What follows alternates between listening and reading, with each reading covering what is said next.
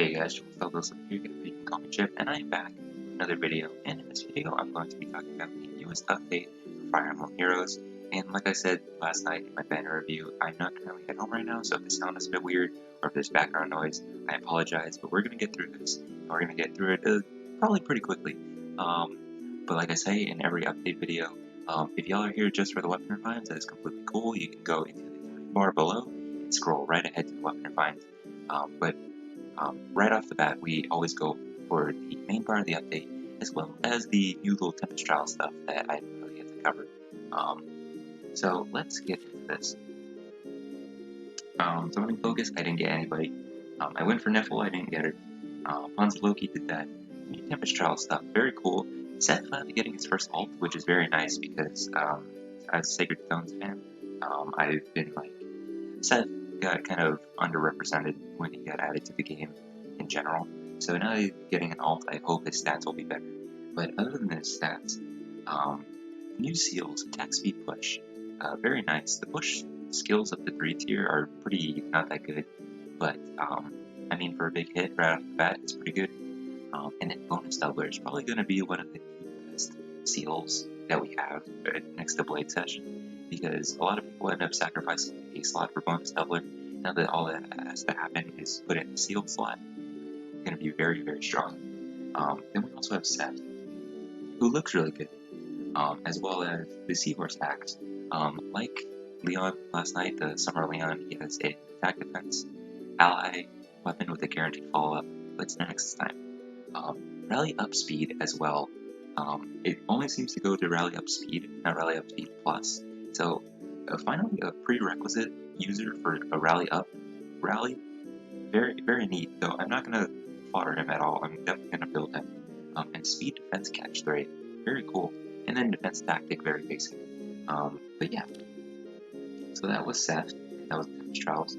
Very cool. Let's get into the update stuff, the overall update stuff. Tempest Trials has been updated. So normally they don't really talk about this, but this is a new thing for Tempest Trials.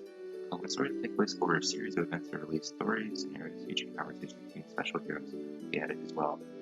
So now with the new Summer Niffle, I think the past few Tempest Trials have been talking about Niffle and the spell and all that stuff. Or like a few Tempest Trials ago. But then the 4th and 7th day after the event begins, we get a separate story, I think is what it's talking about. So that's very, very unique and very new. And also, I love Niffle's art, it looks great. So that's that. Roy, the only unit of the weapon refines I don't have, but either way, I obviously have the weapon refine ready. He gets Spurn in his remix, so that is very strong. If you have like Spare Legendary Roy, you got Spurn, which is very helpful. And then even Virtue 2, at start of turn, if units within 2 spaces of any allies other than Beast or Dragon, still racist. Come on, Roy, get your stuff together. Grants speed plus 6 to unit and those allies for 1 turn. Very strong though. Grants a bonus to everything during combat equal to the highest bonus on allies other than Beast or Dragon allies within 2 spaces. So kind of how like base Erica's weapon refine works. Gets a bonus to her stats, respectively, when her allies also have stat buffs. So yeah, it reduces damage by whatever. It can max out at 40. So 40% damage reduction here, 40% damage reduction in Spurn. A lot of damage reduction. Very crazy. Roy's probably going to be pretty good also with a disencounter weapon. It's very strong. New Mementos events that always gets added. They're all very cute. The new ephemera lineup. Summer Lilina, the Broadleaf fan, is very. I don't remember what it does, but I know a lot of people wanted it. So very nice. And then Summer Dorothea, as well as Dean, the Hyterian, I think is what it was at the beginning of the year. Dean, the Tempest Trials. So a bunch of daggers this time around. The ephemera coats. Still very nice. Then we have the new weapon refines, which are a few more beasts in Pan and Mordecai, and then Legendary Roy, Kiel, and Fallen Marita, and then Bride of Yorm is going to be this time around special hero refine. Very cool. We'll get up to those in a little bit. And then obviously the new other stuff we have Arena Assault, we have Summoner Schools. I don't really care about that. Ether Raids, new inventories, but all the schools got updated, or upgradable, which is nice. Music, and then Mariam and Lara getting added to the Grails. Very cool, very cool. So that is it for that. But it's been freezing when I leave that screen, but either way. So now, again, like everyone's been waiting for, are the new weapon refinements. Let's go over Roy first, because he's the one I don't have. Like you get Dragon Foes, and you can counterattack regardless of foe's range. I think that's all it did before. It didn't really have a normal effect other than that, but still very strong. And then a decent counter weapon with a weapon refine, always nice.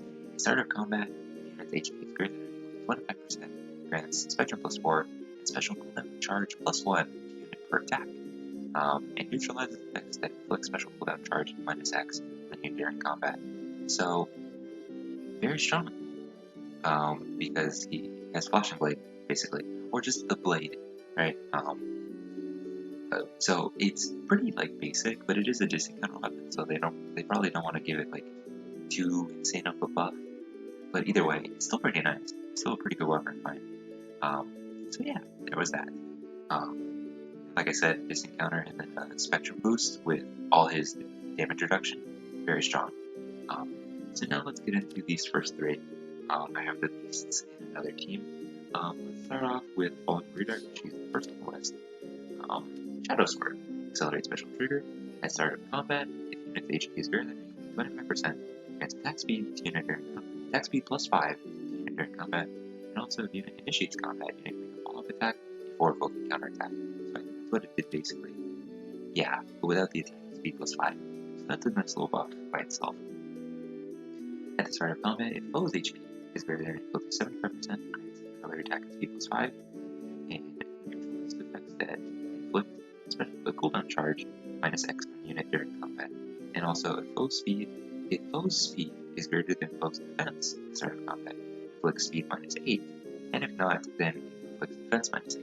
So very strong and very helpful with its kind of different usability.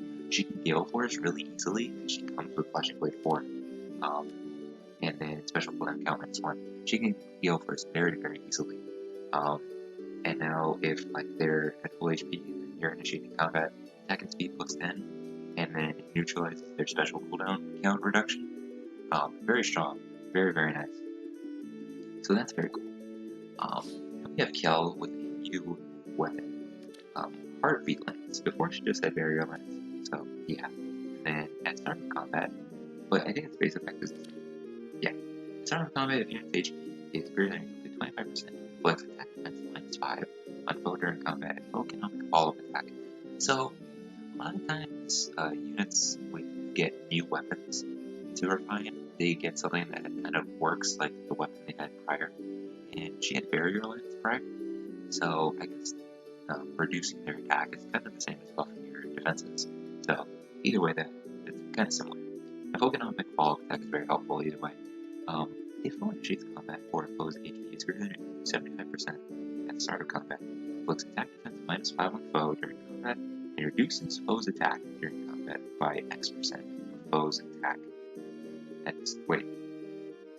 Yes. It reduces foe's attack during combat by X% of foe's attack at the start of combat. X equals the number of units base anything stats, including HP, that are greater than foe's stats.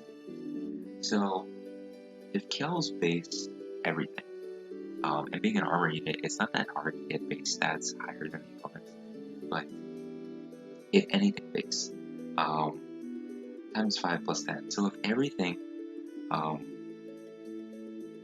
if every one of Kel's stats is higher than the opponent's base stats, wait, stay there? If unit's base stats that are greater than the foe's, yes. So 5 if it's everything, times 5, 25, plus 10, 35. So reduces foe's attack by 35% is the max you can get. So that's pretty good. Yeah, it's like not a lot of people probably keep Kiel. If anything, they use her for Bolt Fighter or for this as a prerequisite. ARD Defense Res. Who has that? I think the spell has the tier 4 of that. But either way, I had a kill, so probably people will have her. And there's definitely that one kill fan out there that probably has a plus 10 one. Now one of the probably most looked forward to because this unit was very popular when she came out. I think I still see her sometimes, but definitely not as much. Isolation is very, very helpful, but it's on Mila, I believe. So in her weapon or in her C skill, either way. Let's go with this. That means damage from staff like many other weapons, so that's normal. At start of turn, if foe's HP is less than or equal to unit's HP in foe's in cardinal direction, inflicts isolation. So before it was 3, and now it's 1. Already a huge buff with isolation. So helpful, and of course I have a minus HP one. And then isolation, we all know what isolation does. And then grants attack speed plus 4 and neutralizes penalties to allies within 2 spaces. So not only can she do stuff from across the board, she can do things and buff her nearby allies, which is very, very strong. And then she can also buff herself if she is within 3 spaces of an ally. Yeah, that's very helpful. That's extremely useful because the isolation going to just 1 HP is already like super good. And then just a little bit of an attack speed buff, very, very helpful. So very cool. And now let's go to this team. Let's go with Mordecai. I actually upgraded a Mordecai to 5 stars because I didn't have one. I had 5 stars before this. So, super good thing. Okay. So grants defense plus 3. Movement assist skill is used by unit or target's unit. Inflicts spectrum minus 5 on foes within 2 spaces of unit target through their next actions after movement. So that's very good.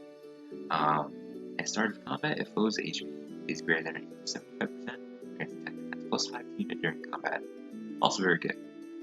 At start of turn, unit is adjacent. Oh, the transformation stuff. But deals 7 damage and special triggers, and then neutralizes effects that grant the blade or the guard, stuff like that.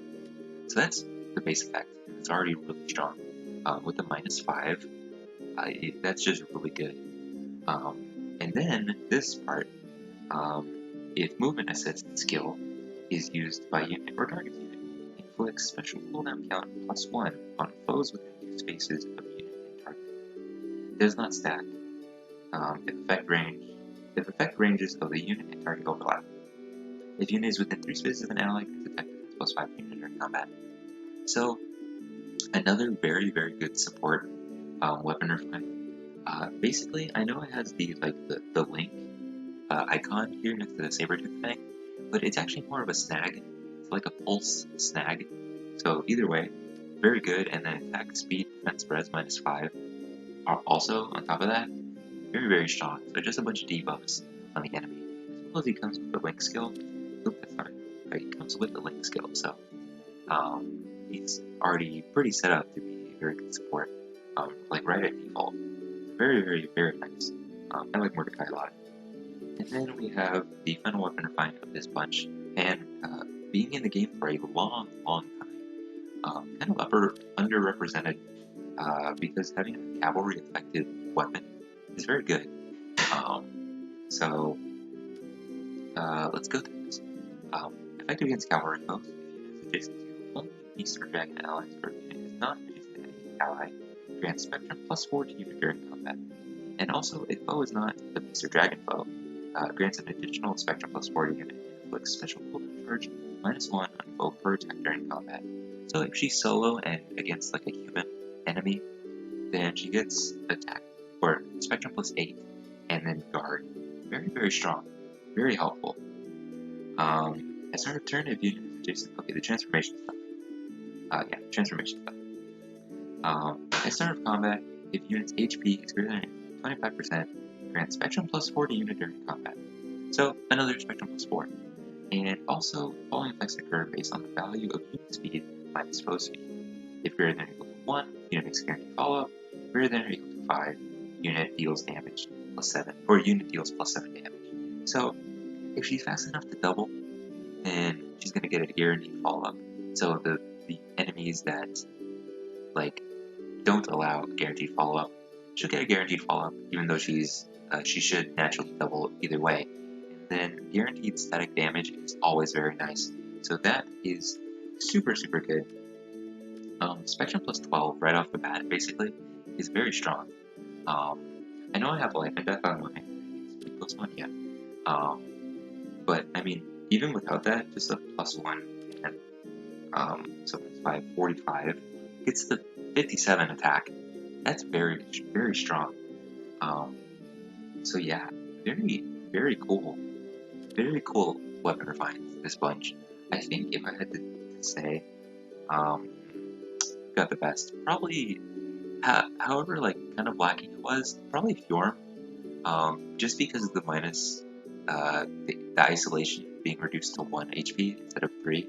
I think that's immediately like a super big buff that people who still use Bright Fjorm will be very, very happy about. And then I think Mordecai's is also extremely good, as well as Pan's, already being a very good weapon with cavalry effectiveness. Just a bunch of buffs helps her kind of mediocre attack stat. Very, very, very good. But yeah, that is basically it for this update. I think it was a pretty good one. The new Tempest Trials I'm very excited for. I'm very happy for Sacred Stones. And then, obviously, these weapon refines are pretty good. I was planning to build Mordecai like a long time ago. Never did. I'm a really big fan of the fact that he's a little woodland critter friend. And then, obviously, the name of this channel goes along with that. But yeah, let me know what refine was y'all's favorites in the comments, or what part of the update was y'all's favorite. I'm excited for the Tempest Trials. I'm very happy that Seth got an alt finally. So yeah, that's gonna be it for the video, guys. Remember to like, comment, subscribe, and I'll see y'all in the next one. But until then, goodbye.